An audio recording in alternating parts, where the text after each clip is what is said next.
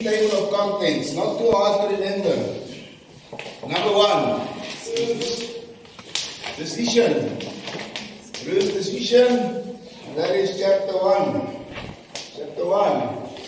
Number 2, Ruth's devotion. Ruth's devotion, that's chapter 2. It's Ruth's request. Ruth's request, chapter 3. And number 4 is Ruth's reward. Chapter 4. Just as for a book of such simplicity, such easiness to read and to go through. It's one of those books that everybody goes before and after, but they don't stop at Ruth because they don't understand Ruth. But I think this morning you've got a taste of how much value there is in the book of Ruth. And you can preach a series of sermons out of the book of Ruth that can last for a long time, because even these, but you can do 4 great sermons by just showing, how it's about the decision. Redemption starts with a decision. It needs to be followed by devotion. And yes, we can request from God when we're in that relationship of devotion, and we can ask Him anything we want. Then will we reward it according to our obedience and according to us fulfilling the will of God. And so there's something about redemption here that we can preach to all people. So the question here is, think back over your life and just think of those memorable moments and examples of loyalty or commitment that you've experienced in your life. And how does it feel when you've experienced someone being loyal to this level, when you've experienced someone be devoted and committed to something that blows your mind? What does it do to you when you meet people like that, or when you experience situations like this? And this is what Ruth wants us to help understand. What do we experience when we read somebody's devotion of this level, somebody's commitment to this level? And here we have 3 role players that sort of we can identify, some of us with Naomi, some of us with Ruth, some of us with Boaz. And so as we go through this book, you can identify yourself. Where do you fit in? Where do you fit in concerning your decisions and your devotion? And, your requests in life and your rewards. How do you experience the rewards of being committed, the rewards of being devoted? And so that makes events remarkable. That makes it special when we look at these and we see how God works and changes and transforms lives. Nothing is remarkable till it has a result. Things that we tried and efforts we put in and there's no results just tires us, right? It just burns our time away and our energy away, and it doesn't result in anything. But when an event turns into rewards, then it's remarkable. It's amazing. And little things become big. Little things become exciting. Little things encourage us. And so what is then the secret? If there is one. But what is the secret to unswerving devotion? What is the motivational fact that brings it? What is it that makes us to become motivated like a Ruth? To get devoted to the point of a Ruth, to make that decision and that devotion in all levels. And I hope that through this we today can see this. We can learn from this. We can see how we can change, our relationships. Just take for example, we joke as humankind. We joke about the relationships with in-laws. That's one of our general jokes, right? We make a lot of jokes about mother-in-laws and, the relationship with our in-laws. And it's sort of like there's always, sort of issues with that. It always seems to be like a battle, like to get acceptance and to accept, and, from both ways. And so those jokes are not for no reason. It is because that's how it goes. You spend time with people and they start talking about their children. Guess what? It's very seldom that you hear people talking good about their in-laws. Talking good about, their children's in-laws. When there's mistakes, we always blame it on the in-laws, right? It's never us. It's never us and our family. It's always the in-laws that's at fault, right? Yeah. Isn't that how it goes in life? Yeah. So here we can learn something, because here's a woman devoted to her mother-in-law. I mean, her mother is still alive. Her family is still alive. So she makes a huge sacrifice of devotion to a mother-in-law, to leave not only her country, but to leave her parents, to leave her religion, to leave her culture, to leave her background, to follow a mother-in-law. It's not that she's going with her husband, that she's in love with and having a span of children that she's following. She's following her mother-in-law who is not at the good place. Her mother-in-law is empty. Her mother-in-law is nothing. She's following her mother-in-law to become the strength of her mother-in-law. She follows her mother-in-law because she wants to make her to be better. It's not that following her mother-in-law is going to make her better. Not in the state of Naomi right there. And yet we see this amazing devotion. This incredible devotion. So how do we get to that? What is the way and the reason how we can get this? And Ruth helps us to understand some of that. And so the background of the first chapter, Ruth's decision, because that's what we're busy with. Ruth's life and story stand in sharp contrast to the one of Israel's darkest times. This is a bad time. Ruth lives during the period of the Judges, which we put on the board earlier, just before the time of David, the times of the kings. A time characterized by faithlessness and lawlessness. Sounds like today, isn't it? There's not much faith going on in our day and age. To be on fire for the Lord didn't make you popular.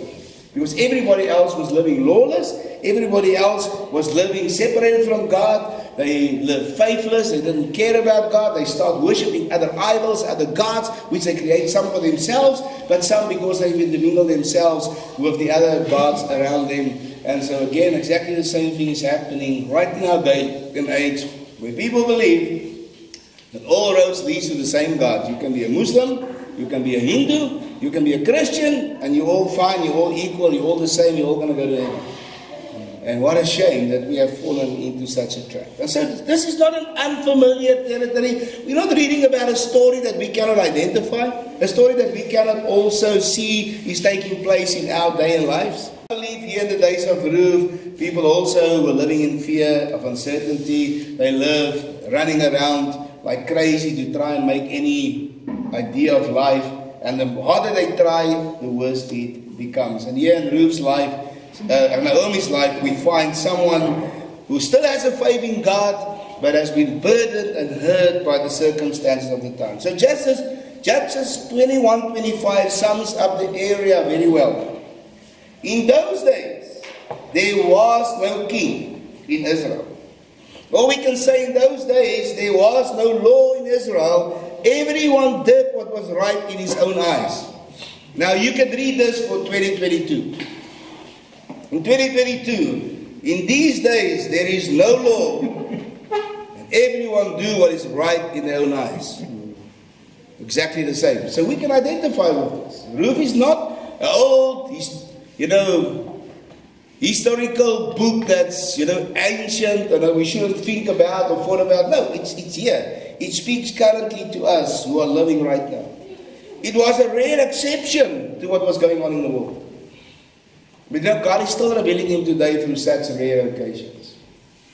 God is still doing such miraculous things that we read and hear about here and there.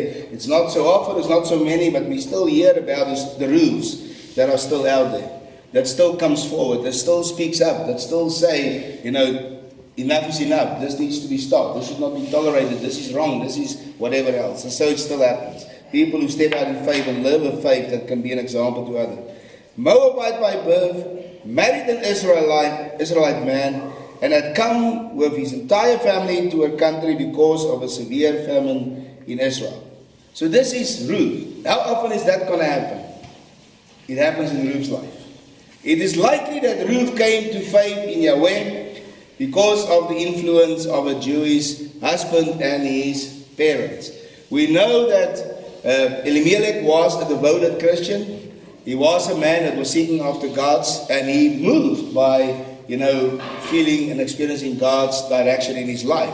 So he is moving by the providence of God. He's not just acting out of his own will, but he's acting by the providence of God. And yet he didn't work out so well, because God had a greater purpose than just Elimelech. Elimelech was just part of that, right? And so, yes, a family that clearly was committed to Yahweh. And after 10 years, and all the men gone, the only one remaining of the original family is still having a faith in Yahweh, have lost hope in life because she has been afflicted so much, but she still has hope and still want to go back just because she's heard some good news about her people back home. And here's Ruth, who in the meantime have developed in the midst of this crisis, in the midst of this crazy, unlawful and unfaithful world, she finds faith in the midst of that. She finds God in the midst of that. When her husband killed Chilion and father-in-law Emilia both died, Ruth faced a tough decision. Will she remain or will she go? To return to Israel with her mother-in-law. Remember, she didn't have to leave. Ruth didn't have to leave. Naomi. But Naomi leaves because she heard that God has visited his people in Israel. And so we know she was still devoted to God. Just the news of God's action moved Naomi to move back home. And here Ruth is challenged with this choice. Now, her mother-in-law at first wants to make it easy for them. She wants them to stay behind. She doesn't want them to follow her in her misery, but rather go back to their families. She even invited them to go back to their God. And so to an extent we can see that Naomi is close to breaking down. Naomi is close to giving up. It's like Naomi, to a certain sense, has already died. The night has already come. The day is gone. Yet still Ruth devotes herself to her mother-in-law. All the no-nos that we normally experience in life. No woman follows her mother-in-law when her own mother still lives. Do you know anyone like that? No.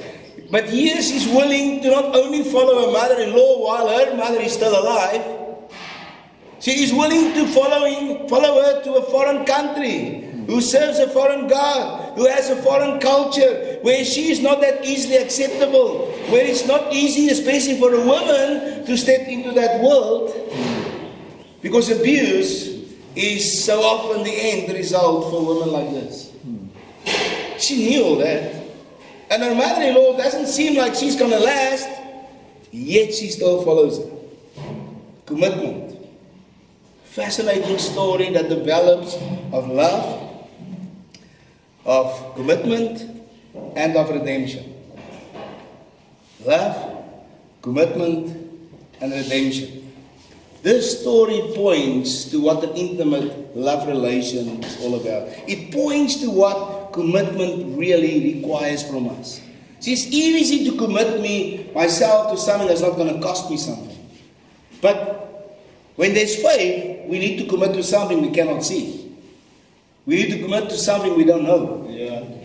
That's the commitment we're talking about here. And redemption. Redemption needed in cases of desperation. The Old Testament book of Ruth not only gives us insight into ancient Israel customs, it also strongly permeated by the sovereignty of God on behalf of Israel. So God is still in control in the midst of this.